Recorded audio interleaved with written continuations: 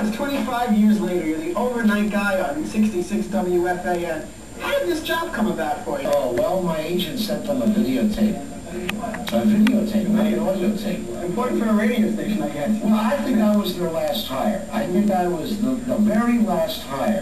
And I'll be honest with you, in fact, John Pruder, who died about a year ago, he was the man that hired me. He was the first program director or executive producer that WFAN had.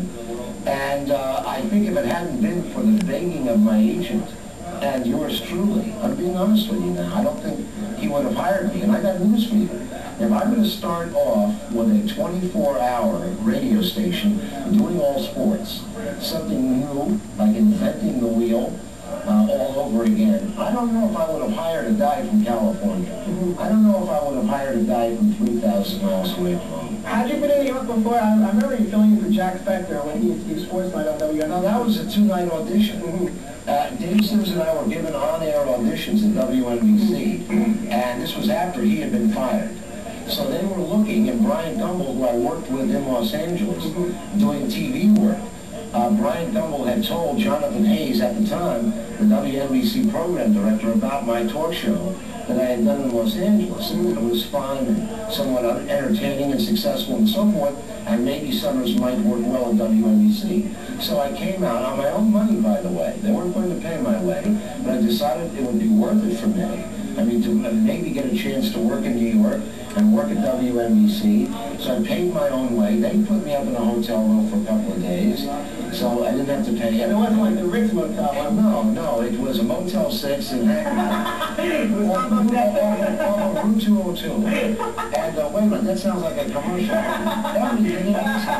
Was that LB235? Hey, can you laugh again like that? Junior Novoa. Dave King, man. Dave King, professional wrestling. Arena football. So anyway, no, the whole thing, see, I don't know whether to do this seriously with you or not. Be yourself. Well, I interview myself, which is, this is a very unnatural situation because who talks with lights like this? Who talks with God? Somebody wearing an Atlanta Braves jersey.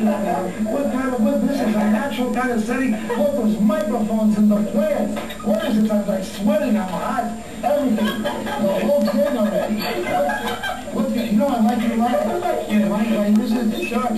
Oh boy. The plant knows everything. It's all microphones. You get more episodes, it's in there actually. Our Player State going into new technology, having microphones in the shape of leaves. I have a phone in my shoes too, but we'll get into that. Now, July 1st, 1987, about 2 o'clock in the afternoon, 1050 WHN went off the air and it was taken over by the new sports radio WFAN, the first old sports station. Yet, after a year and a few months, there's only 3 of the original hosts are left. Yourself, Pete Franklin, and Howie Rose. Let's get into that, why there's only 3 left, and the changes in the station when we come back. But first, let's take a look at some of Steve Summers. Now boarding Flight 66 for a journey till 5:30 a.m.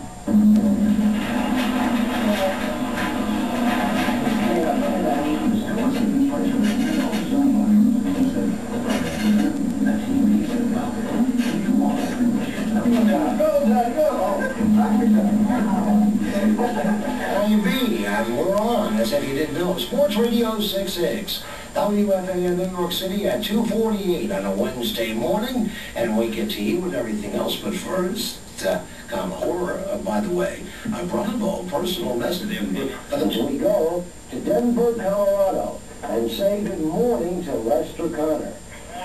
Good morning to you, Lester Connor. As all basketball fans know by now, not such a good night for you guys in Colorado. Denver 141, New Jersey 106. Lester Connor, in a very, very short time, you come out of the Northwest from college.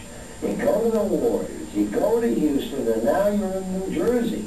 I mean, your luggage must have 1 million stamps on it. Yeah,